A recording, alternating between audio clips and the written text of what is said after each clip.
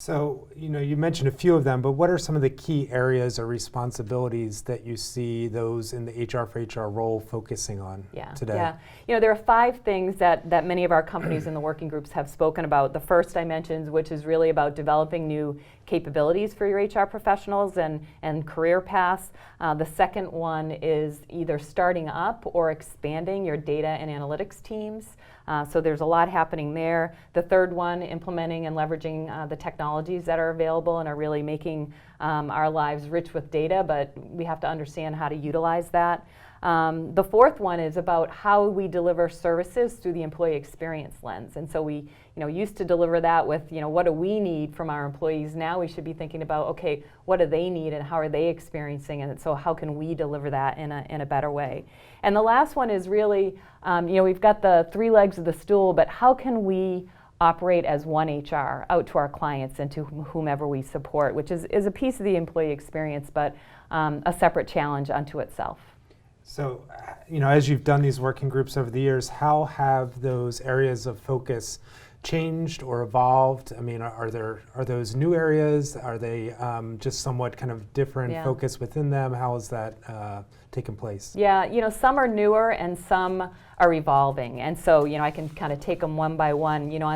On the developing the HR capabilities piece, as roles have changed, as technology has come in.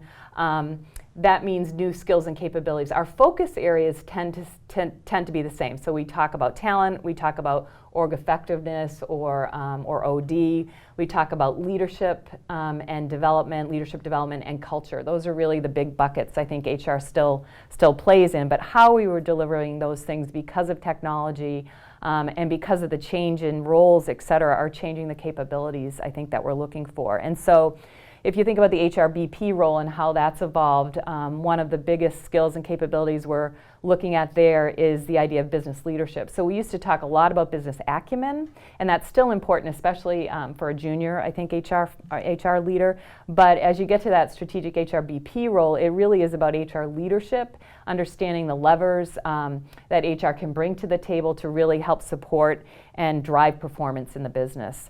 If you look at some of the centers of excellence, we mentioned data and analytics, and we've got separate webinars on that our viewers can go out and look at. But with all the tools and technologies we have there, we're getting rich with data, and our HR folks need to understand, probably not in depth if you're not in a COE focused on data and analytics, what's going on there, but how to ask the right questions and what does the data mean and how can we leverage that within our HR processes and decisions. Another area is this idea of agility. So you hear agile thrown around a lot, but it really is we're working, things are changing so much faster and all the time. And how can we react to that? And how can we help our clients react to that in a way that keeps you ahead of the game, so to speak? And I think the last one there on the skills and capabilities that I see in most organizations is org design and change management.